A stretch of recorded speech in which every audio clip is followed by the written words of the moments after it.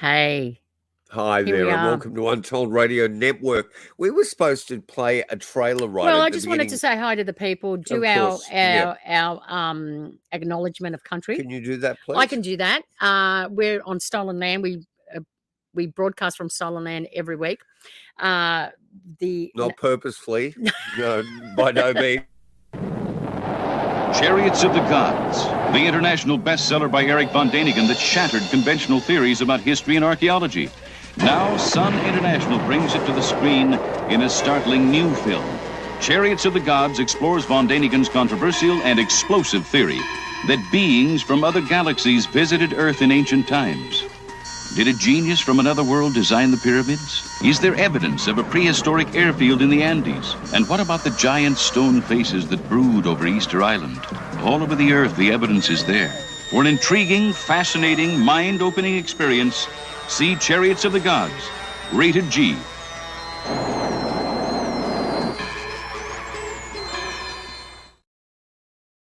Hi there, my name's Joe Katz, and this is Aspersu. That was a false start. We actually saw the amazing original trailer to the 1970 release of the adaptation to the screen of the documentary Chariots of the Gods, which affected tonight's guest in a huge all of us, way. actually.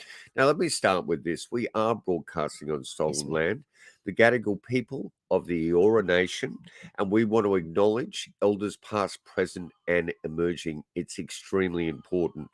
And tonight's guest is just as important as every other guest. Yeah. But what we're going to do is put things into perspective. We're going to have a look at the late production designer, Douglas Trumbull. For 2001, this man directed only 2 films in his life, Brainstorm with Natalie Wood, who very last film, she died during the making of that, and Silent Running with Bruce Dern, the father of Laura Dern.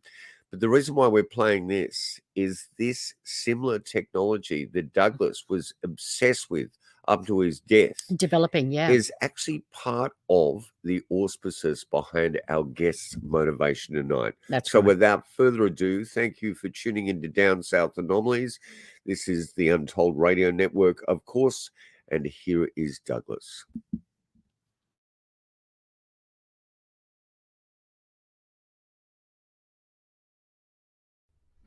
Our visible universe contains over 125 billion galaxies, and our galaxy contains over 500 billion stars. Most of these stars have planets, and many of these planets will be found in habitable zones. I believe we are at the threshold of finding life throughout the universe and in huge numbers.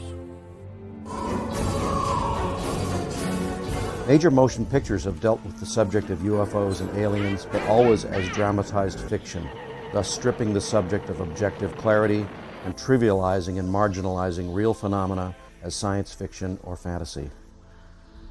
I merely tell you that the future of your planet is at stake.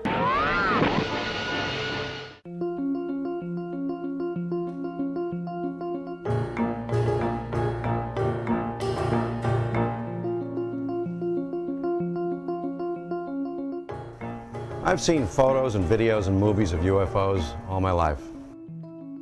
The problem I have with these is that there is never any valid scientific data to conclude if they're real, fake, or just natural phenomena that's been misinterpreted. I've done a lot of special effects depicting UFOs and alien contact, but I've never seen a UFO myself. I did come across this sighting recently and thought it was quite compelling, but it's so easy to make a hoax, and in fact, I think most sightings these days are fraudulent. This one looked convincing at first, but I know it's a fake because I made it myself.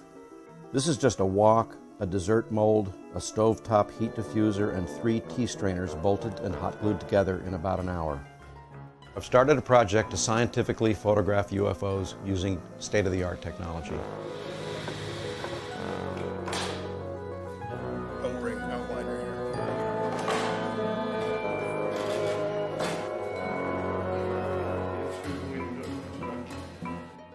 We're going to be using high-definition digital cameras, infrared cameras, ultraviolet, night vision, spectrographs, telephoto lenses, electromagnetic and gravitation phased array sensors, radio frequency spectrum analyzers, and subject our data to rigorous scientific analysis.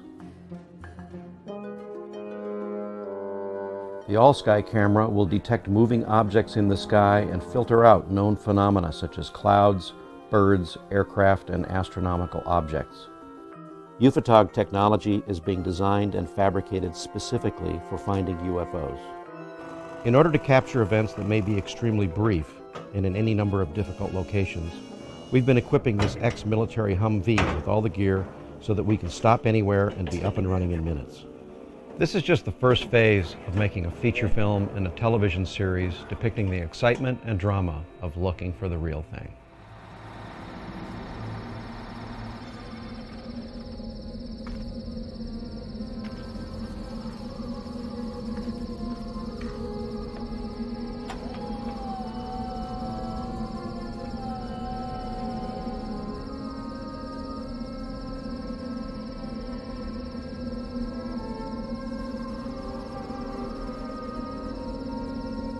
This sequence shows the first night of testing the UFOTOG system aboard the Humvee on location. There's a great deal of work to be done to optimize our ability to look for transient anomalies in the sky, both day and night, at almost any location.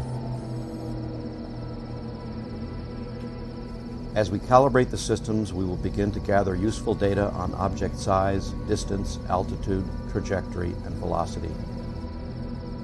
The system will be able to lock on and follow fast and non-ballistic motions, including aircraft, satellites, and objects that are not visible to the naked eye. It's really weird, not going anywhere. In addition, we will begin scientific data analysis to quantify the exact wavelengths and spectra of light emitted by known and unknown objects. The UFOTOG science team will work in parallel with the production crew to produce a feature film, a television series, and 24/7 online real-time access to multiple field teams around the world. UFOTOG is unique. Everything you see will be true and supported by scientific. The stars are the real sky and amazing real phenomena recorded for the first time. The drama is real people on a quest to understand the most profound events that will affect our understanding of man's place. And there is the truth. The drama is real people going into real events. You know, the saddest thing there with he died. Douglas is not that just he died, but he had a huge name worldwide, and he could not get that TV series, that pilot, that film up that would assist. He was hoping to create a fictional film and then push it into a non-fictional documentary. That's right. Very similar to Eric von Daniken. But even with a name like his, the amount of corruption around this signal, the amount of cynicism in terms of like production companies actually stopped him. Now, you gave me a wince look there. Well, no, because I was thinking that maybe they wouldn't give him the money to do that series because he would have had, with all that technology, that's some really hardcore technology there, that they thought that he might actually be able to actually capture something on footage. Conspiratorial there. You know, why Listen, not? let's acknowledge this absolutely. beautiful man in the room. Absolutely. Can you pronounce his name? So I get a Yasha Firuz is our guest tonight. And he's the head of Sydney UFO Hunters. He is Sydney UFO Hunters. He is Sydney UFO Hunters. You know the astounding thing, Aspasia, is that everywhere I look online, I seem to come across Sydney UFO Hunters. They are just everywhere, and there's a lot of people interested in them.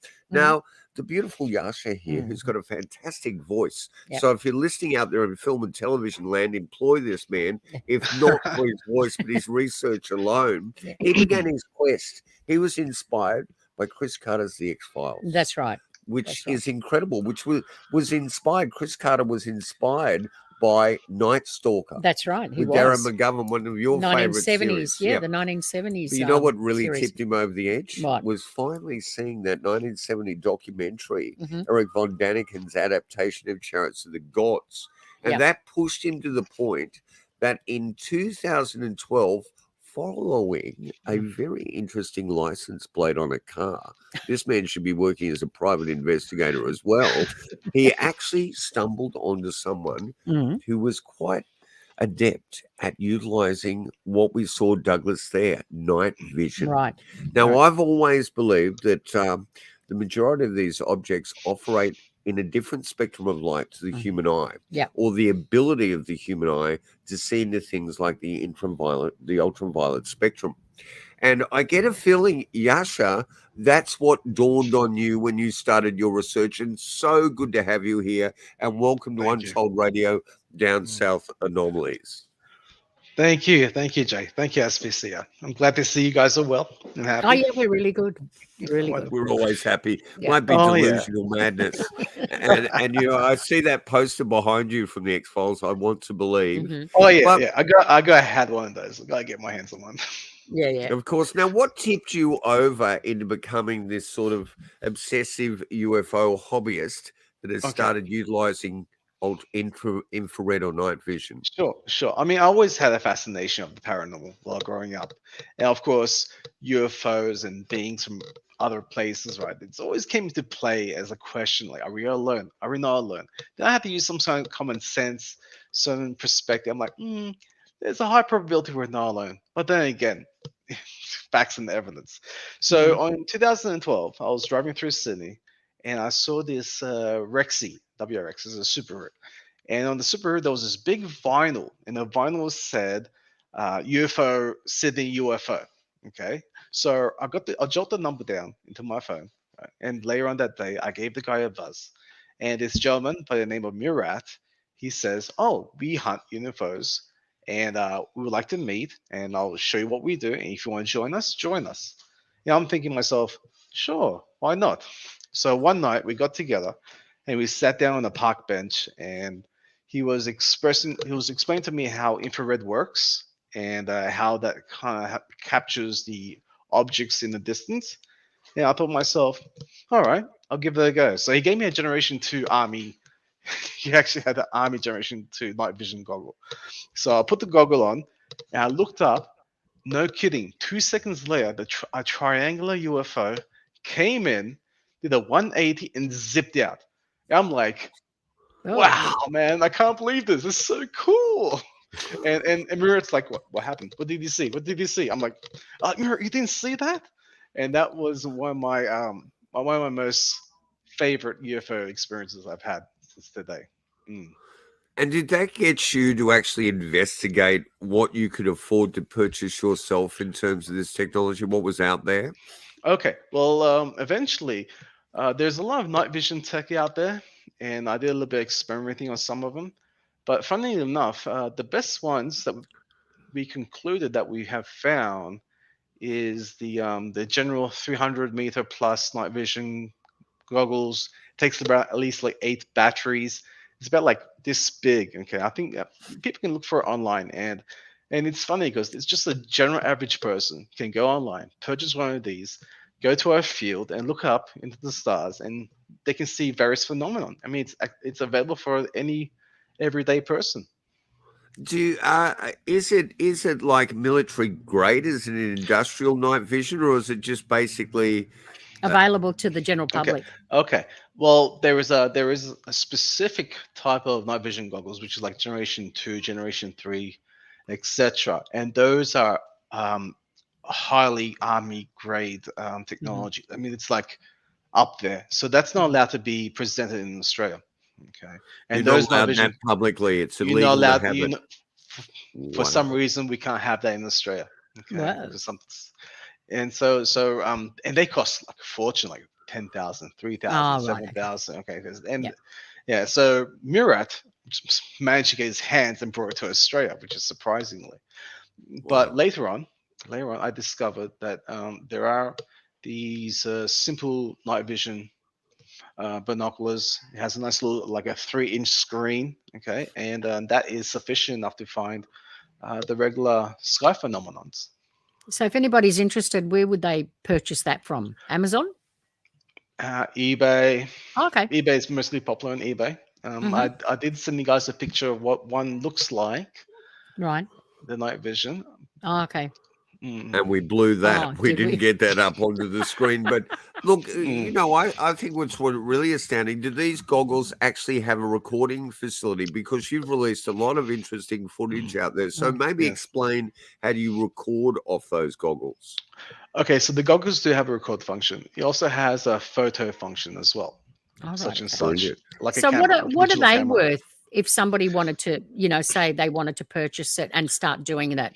What kind of money are they looking at? Okay, so to memory, they can be purchased around the 200-ish to 300-ish. Oh, right. Okay. There is a smaller model, but the smaller model captures everything. The smaller model captures wisps and orbs and stuff like that. So that's a smaller model. But the larger model is able to cleanly detect like that kind of sort of distance kind of thing. So what you got to do is you make sure you have a good luminosity, like a luminosity 3, and then you got to focus in onto a star system, Orion.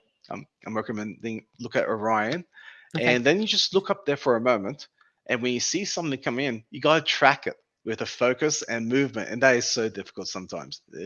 Because it looks like there's a dot moving all the way around the screen, but when you track it cleanly, you can see what direction it's flowing at. So yeah. Right. Are you able to utilize something like a laser, or is that illegal too, firing lasers off that could hit civilian or military planes up there? I take it is illegal. Well, that's a good question. Let's not go there. but I'd imagine, a laser would be an easy way if you've got an object that you visibly seeing, and if you pointed that laser at it, it would assist in actually documenting it. Actually, it does. So there's a few of us. This is my general group of friends. We have laser pointers. And when I see one, and when they see one with the other pair of night vision goggles, I'll point at it with my laser, and they all can see exactly where it's moving. Because surprisingly enough, when you point a laser into the sky, the night vision goggles can just see a straight line up. Just see the line going. Yeah. Okay. Yep. And look, if you're using that for a very small amount of time on an anomalous object, I don't see any real problem in that. You just wouldn't point it at a plane. I'll meet you outside silver water in the morning. You wouldn't want to point at anything that can affect. Yes, for sure. It's very important. And you certainly don't point it at each other's eyes or anything like that. But all of us have been to raves and dance parties where there's lasers firing left, right, and center. Didn't I meet you in a bush tour? No, you didn't. Okay. All right. You've got a little group of people. It's actually like something that Jacques Vallée, who was a character they referenced. I think Truffaut, the director, did it in Close Encounters. Yes, he did. Yeah. You're a bit like Jacques Vallée in a sense. You've set up this little invisible college of comrades, and then you go out there. Do you utilize things like Stephen Greer's CE5 protocols? I know my son brought the app and was very upset about that app. It really didn't work for him. But you guys, it's a matter of like putting those goggles on and then trying to track something. Explain the procedure to us. Well, I heard of Dr. Stephen Greer. I heard about his process and how he summons UFOs and all that sort of stuff. So, but I never really got into his courses or listened to his full documentary on how they do it. So with me and my friends, we kind of just stumbled upon it because it just came from Murat, from the original Sydney UFOs. So it's kind of present there still, but yeah. So it's an organic way that you're doing this. That's correct. Really just you're utilizing your intuition and in a way tapping into that source field. So do you usually get, like, when you go out, how often do you go out, like, on average? When the temperature is warm. Oh, okay. Most hopefully. So during summer more so than winter. Yeah. Okay. So do you always get to see something when you go out there, or sometimes you don't see anything? Surprisingly enough, some days you see more than others. Other days you just rarely catch a phenomenon here and there. So it's kind of like a two-based system. Initially, have you guys ever discussed about how the UFOs cloak or uncloak? Have you guys noticed that there's that technology happening there with the UFOs? You noticed that, right? Sure. It seems to be a consistency across reports. Yeah. And there's lots of hypotheses placed on this. There's a big consistency in people seeing cloud structures that turn into solid objects. Yeah. And we've actually interviewed pilots that have got returns out of clouds and had to go off the automatic pilot to then maneuver around the object. The moment they go off the automatic pilot, and Alan Hennessy said this to us, he did. is at the moment they do that, the object makes itself visible through the cloud structure to them as if acknowledging that has occurred. Yeah. So We there's something actually, going on there. there's actually a funny one. One of my friends, she was driving down some street, okay, and she noticed there's like this big gap or like a shadow that just passes you from the sky, Wow. and you're driving, you're looking up, there's nothing there, and it's a big shadow, like I don't know, like a kite. How would you represent or express that? But this big shadow flies past you. You look up, there's nothing there, and then she's like, I knew that's one of them. Because surprisingly enough, because if you want to look into the technology of this cloaking, which we discuss and we're learning and we'll try and find out, is like it's like kind of like imagine like let's say this part here is like the UFO, okay? There's actually like a special kind of silicon screen in front of it and behind it. So what the UFO will do is we'll get a camera from behind it, and then whatever it sees from behind will reflect to the front. So it gives you the illusion there's nothing there, but in reality there is. It's there. You see, that's how we learn to discuss about how the cloaking technology may work. And that's sort of similar to what we're seeing as, reality-based cloaking technology coming out of the military right at this very predominant moment. Yeah. So that's interesting. Let's maybe go to a piece of your footage for the viewers, the first one you've got up, so we can now give them something visual. If you're listening to this on audio, it is important that you go to our YouTube Untold Radio channel and Down South Anomalies to actually have a look at this captivating footage that this beautiful gentleman has captured through this night vision. The very first one, the shorter one there. That's it. Let's go. That one? I was going to go that one. That one. Yeah. Okay. Great curation of music there too. That brought really back some memories. Yeah, I love that. Welcome to the dark side. But there was an interesting piece in there where you had three objects that seemed to form a triangular pattern and then separate. And I've seen a lot of that sort of footage before. It amazes me that what might be sitting directly above our heads in a central business district we may be unable to see. And just like that shadow again, that notion of like a predator type craft there is just astounding. So I think it is very interesting footage. So is this basically four mates get together at some sort of remote location? Yes, well, my close buddies anyway, because there is a community of us. So we do. I was just going to ask you, Yasha, what's your cultural background? As in nationality-wise, or yeah. Well, Persian. Okay. Iranian. So is your family, like your parents, and relatives, do they know that you do this? Yes, they do. Yes. And especially my parents, yes. Are they open to it? What's their, because I always like to ask people about, if they're supported within their own family or within their own community, because some cultures are open to this kind of phenomena and other cultures are not. Actually, it's quite funny. It's kind of like 50-50.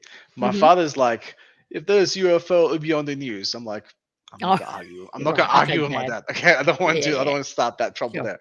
Yeah. And my mother actually read Chariots of the God during her, as she was growing up too, which was surprising because I was discussing with her about Eric Yvonne, and she explained, yes, Yasha, I did read that book. I'm like, okay, so there might be something right there in the genetics. So due to due process, my father's like, not so much. Yeah. My mother is like, into it because she actually witnessed one a long time ago. Oh, right, okay. Oh, there you go. That makes a bit of a difference, doesn't it, when they've seen it themselves? Yeah. You know what? Can I ask you what she witnessed? Is okay? So that story. From memory, she witnessed actually the general everyday craft. which is simply like the small elliptical with the little dome thing happening on top of the bone.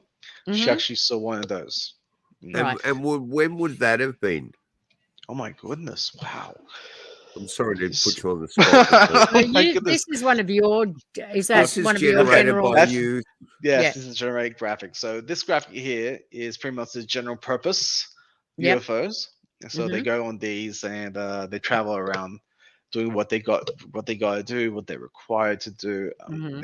Like I said, there's a bundle of things what they can do out there, which I can't list everything, or as much as I learned or that we learned together as a group. And that's kind of like the 4-cylinder car on our roads.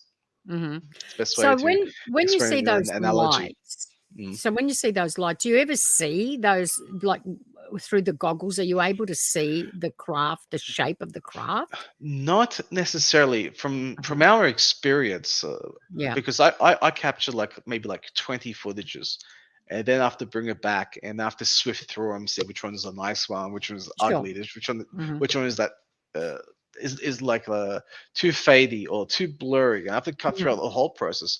But generally, night vision hunting, sky hunting, you normally just see the general or like the general circles. Okay, right. So it doesn't really capture anything into detail, the tech that we have, but that's what's currently in our caliber currently. Yeah.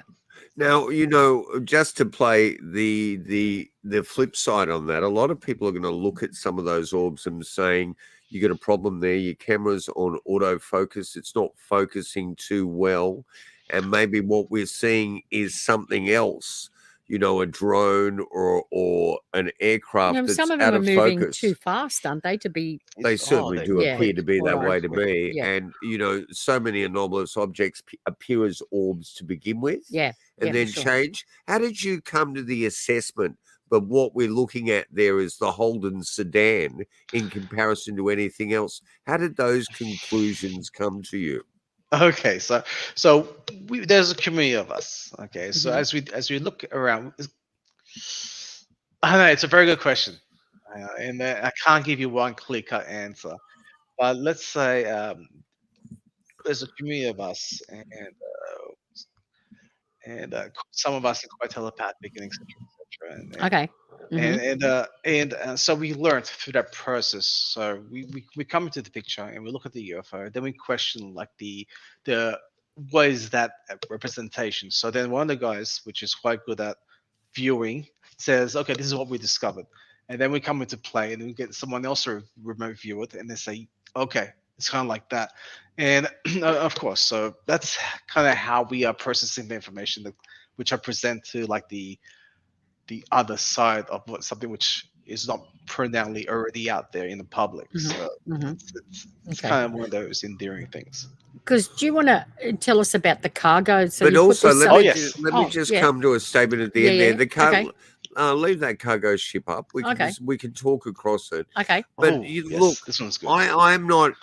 Our whole approach after decades of research is to pull back from any assessment of the phenomena, but predominantly pull back from any approach to that phenomena, because at the end of the day, there is not one person out there, even card-carrying scientists like Jacques Vallée, that can make a solid statement as to this is what the phenomena is. And I think we need to open our minds as to anyone approach. And I think that's as a good approach as any.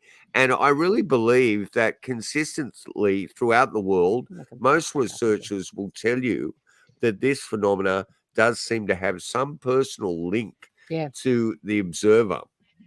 And that notion of maybe, you're actually utilizing, without even going into the research, what Stephen Greer set out to do, which is the CE3, is meditation with some personal approach to that phenomena. So what you're saying might have as much veracity or even more than anyone else. And on our podcast here, it is not a platform to judge. It's a platform for us to all learn how people have got the footage that they're doing and where their interest lies. And someone out there might just go, bang, that actually sits perfectly with me. Let's have a look at this image we had covering that beautiful man's face for a while there. Okay. Now, this is what you call the cargo ships, isn't it? That's a cargo ship. And I actually have a little story with one that I would like to share with you.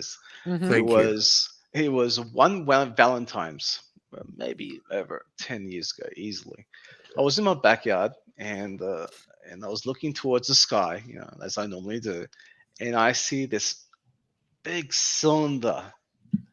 Absolutely, I saw this big cylinder UFO gliding through the sky as if it's floating on the water. The best way I could describe it. And he actually had light. He actually had dots of light that etched from one side of it, and it was etched towards the other. Wow. And that was my first experience of seeing a UFO in broad daylight. Okay? Right. And that was like, oh my goodness. And was that without night vision? Without night vision. This is daytime, with no just night vision. Okay, so this is actually an eyewitness in broad daylight. Okay, Right. so it's just floating up there. So that's what you saw. That's okay. So that one is actually that one's actually a generation of but that's a rendition of what you saw. Yes, that's correct. Yeah. Yes, Okay. that's correct. Yes. Yeah. But the one that I saw in real life, it actually had little portals of light on the side. Right. That comes out on the side. So I saw that. That's the one which I saw during that moment.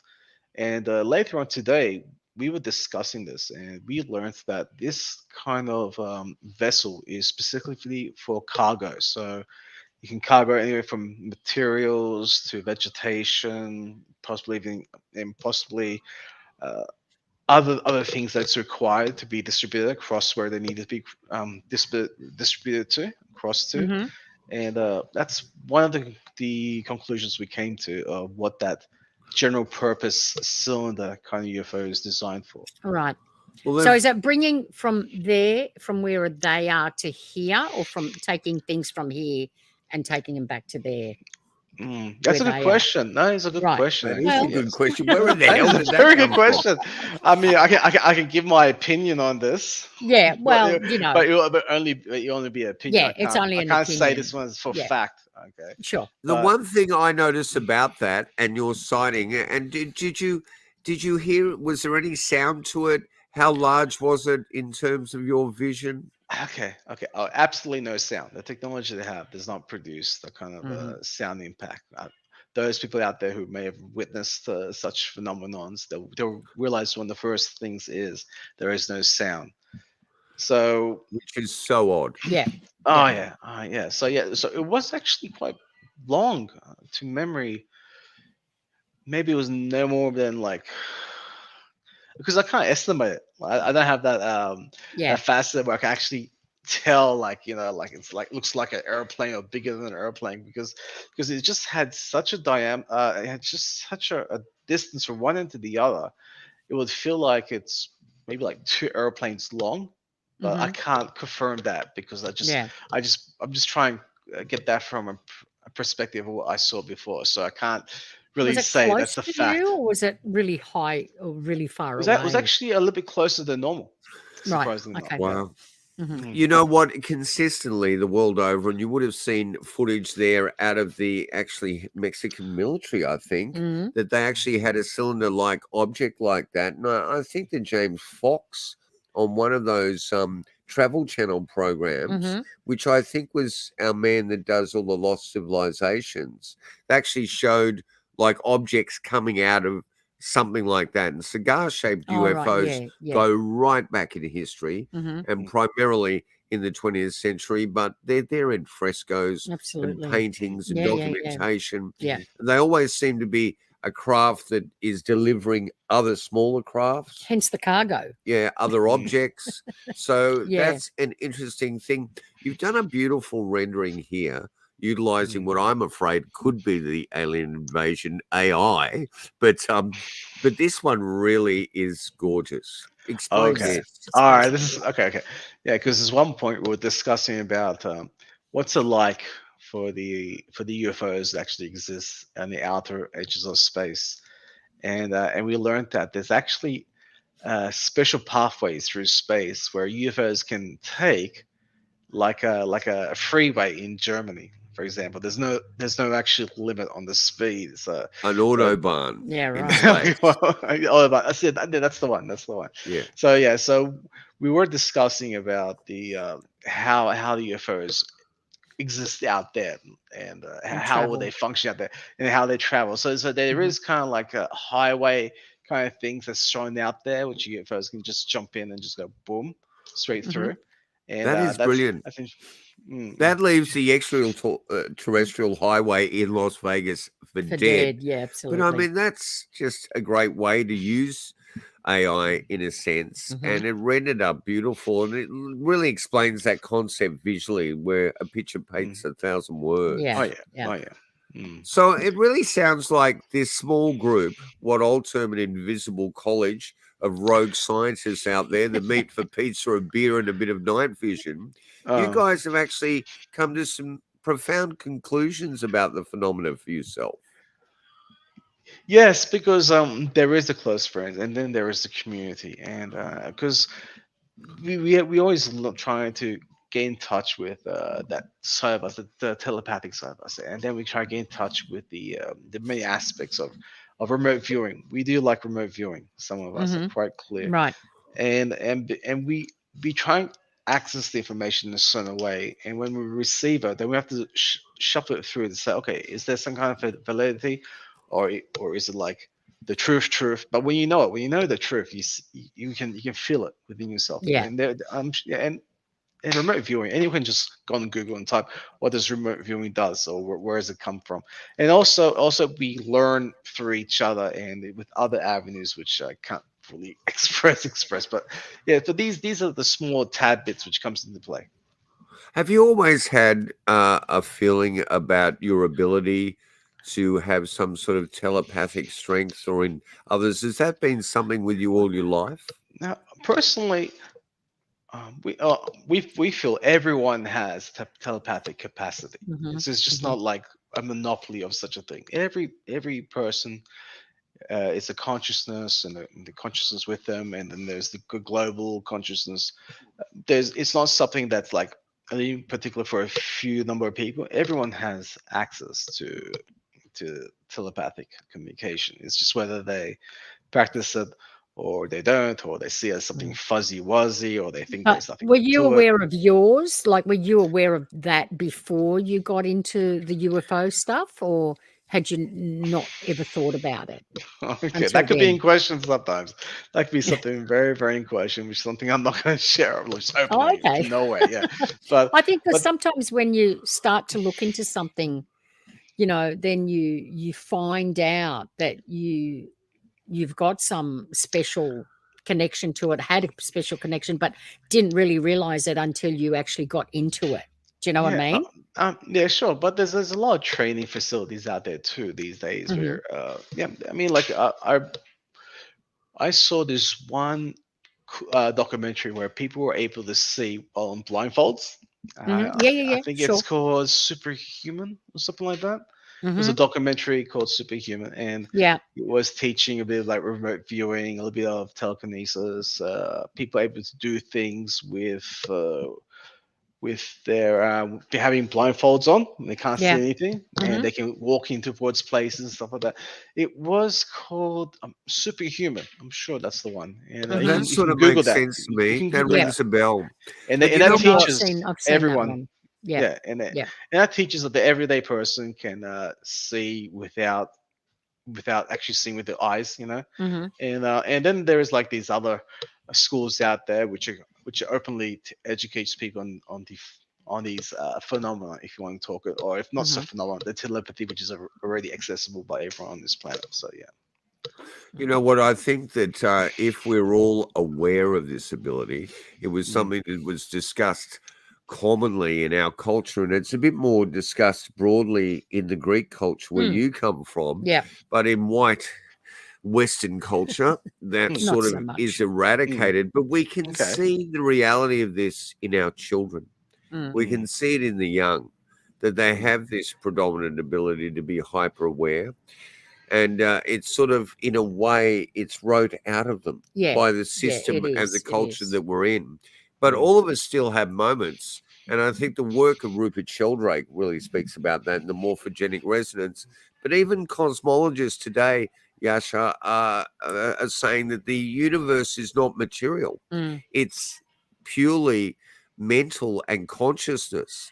And the dark matter we can't see, we can't measure, may be part of that consciousness. So I think you could be onto a very salient point there that's really important for people to approach this in a very organic, intuitive way.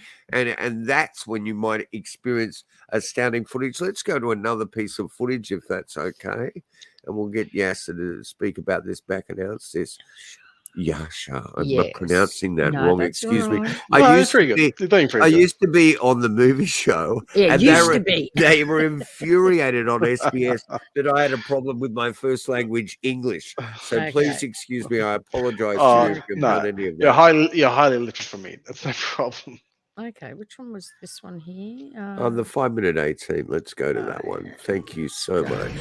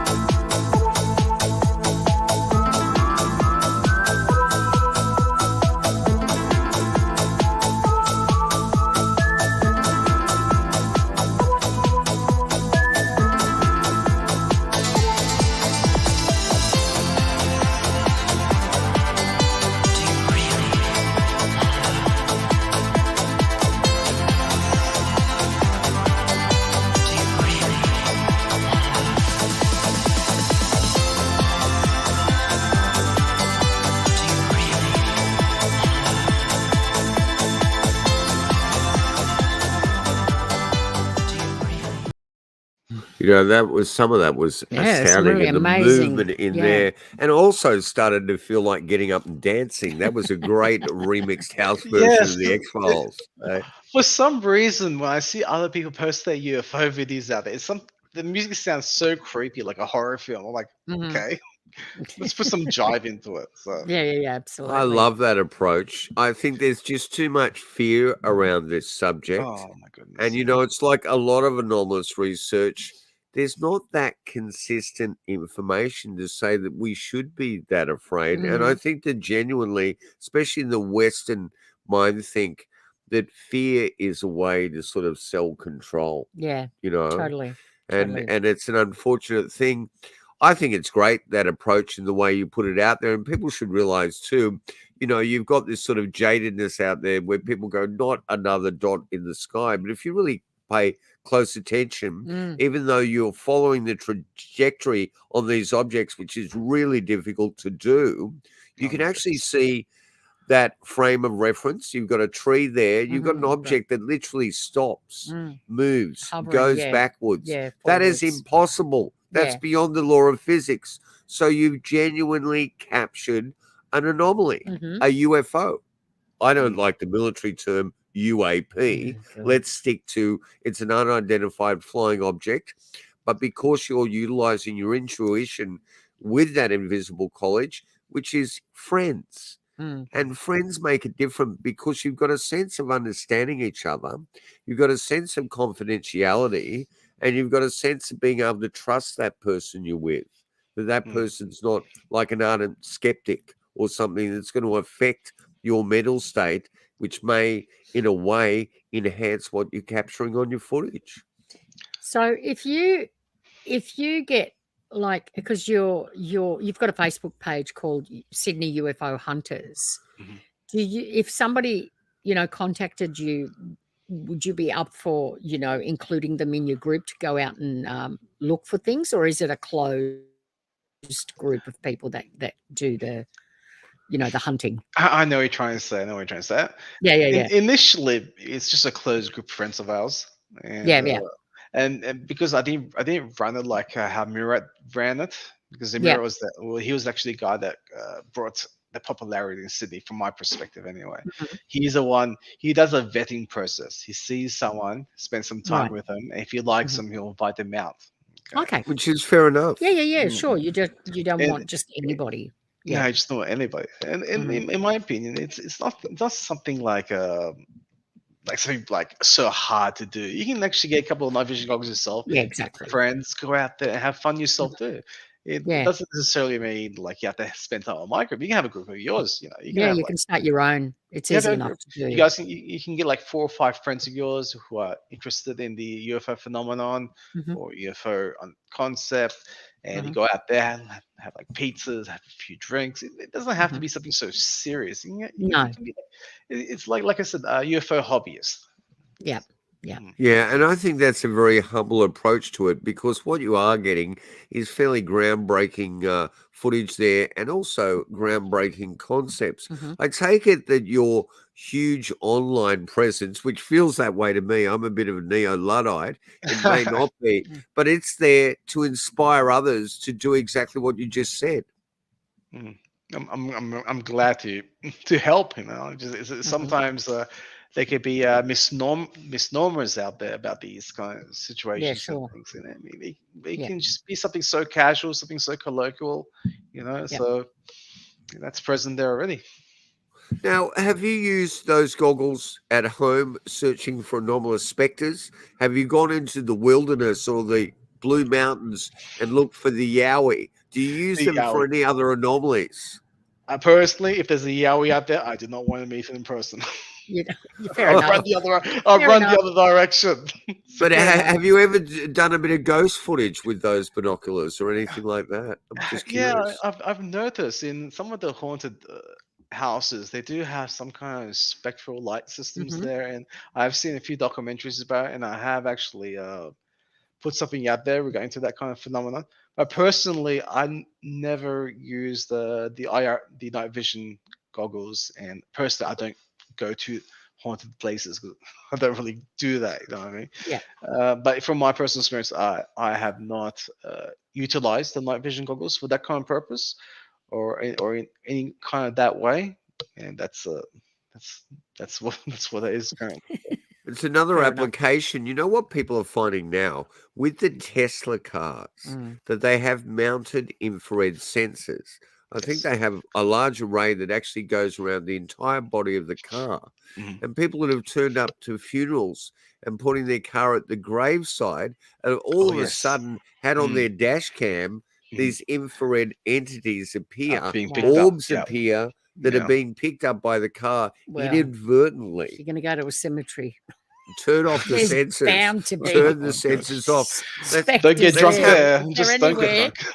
If they're anywhere, they're going to be there, definitely. Yeah. Could you just play that last bit of footage? Was that this one? This one? Yeah, I think it is. Let's hope it's that one.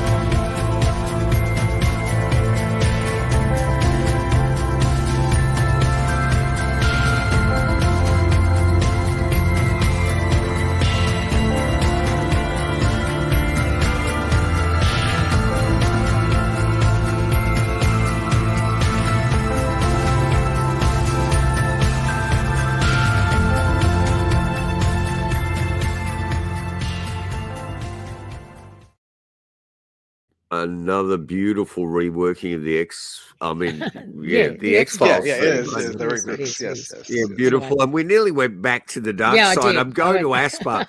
That is the wrong one. We've already played that. We can't thank you enough for your time.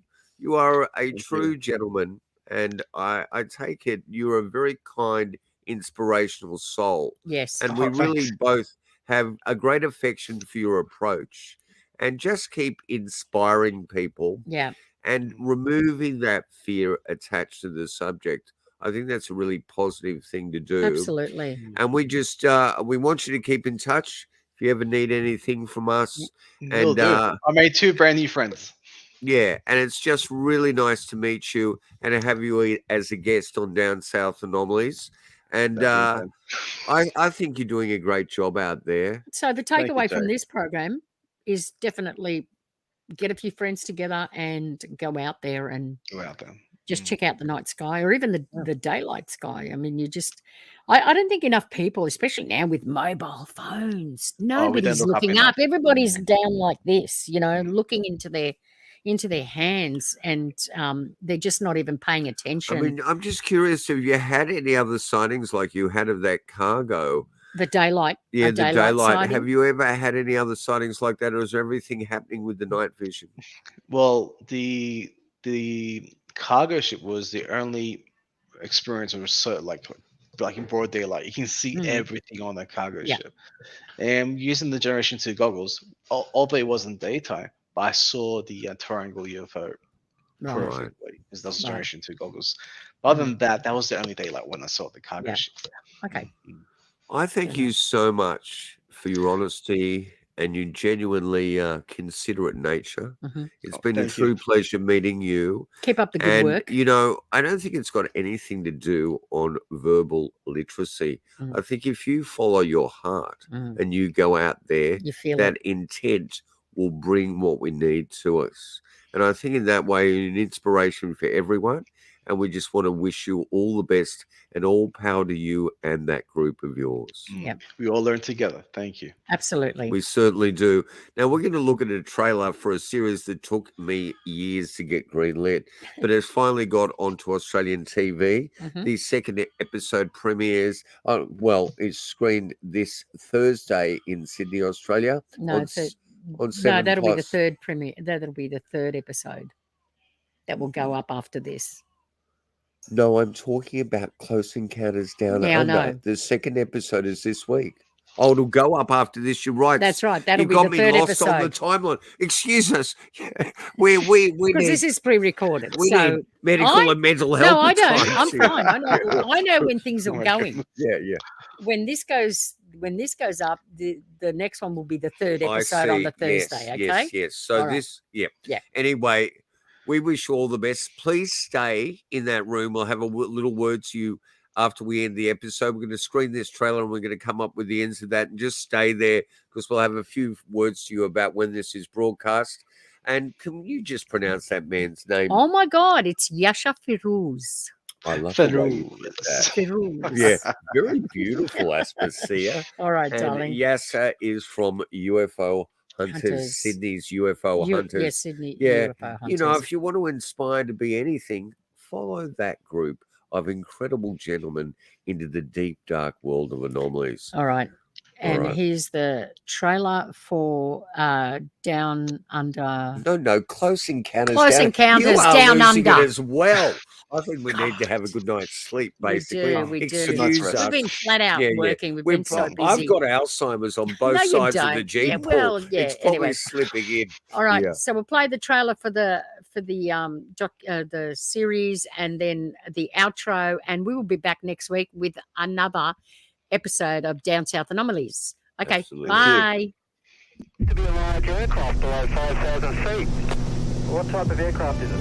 I cannot confirm. It's four bright, seems to be like landing lights. It's hovering and it's not an aircraft. Nothing was ever found of him or his plane. It just virtually disappeared into thin air. UFOs have appeared everywhere in Australia. And there's probably so much more anomalous activity based on just the vast size of our country. I have no idea what this thing is. The UFO had returned. Whether it's a metropolitan city, a large town, a country road. UFOs are out there, UFOs are real. It's no longer science fiction, it's really science fact these days. I couldn't make it correlate to anything that I'd ever seen before. Oh, there we go. Gone. It's gone. Seems to be playing some sort of game. We might not be the only intelligence here in the universe. These crafts defy the known laws of physics. Cannot identify it. It has such speed.